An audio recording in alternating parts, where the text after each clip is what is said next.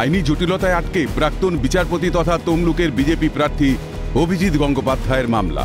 মনোনয়নপত্র পেশকে কেন্দ্র করে ঝামেলার ঘটনায় দায়ের হওয়া এফআইআর খারিজের আবেদন জানিয়ে সোমবার আদালতে দ্বারস্থ হয়েছিলেন তমলুকের বিজেপি প্রার্থী অভিজিৎ গঙ্গোপাধ্যায়। মামলা দায়েরের অনুমতি দিয়েছিলেন বিচারপতি জয় সেনগুপ্ত স্বয়ং, কিন্তু ব্যক্তিগত কারণে সেই মামলা থেকেই সরে দাঁড়ালেন জয় সেনগুপ্ত। সেই কারণেই আপাতত প্রধান বিচারপতির কাছে মামলাটি পাঠিয়েছেন তিনি। এখন প্রধান বিচারপতি ঠিক করবেন মামলাটি কে শুনবেন। প্রসঙ্গত, বিজেপি প্রার্থীর মনোনয়ন জমা দেওয়াকে কেন্দ্র করে ঘটা অশান্তির ঘটনায় অভিজিৎ গঙ্গোপাধ্যায়ের বিরুদ্ধে তমলুক থানায় দায়ের হয়েছিল এফআইআর। প্রার্থীর বিরুদ্ধে যুক্ত করা হয়েছিল ৩০৭ ধারা।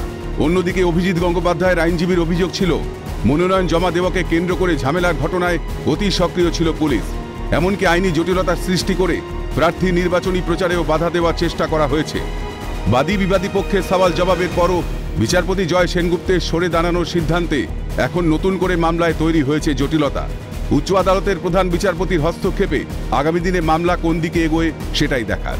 অভিরূপ হাজরার রিপোর্ট, ক্যালকাটা নিউজ।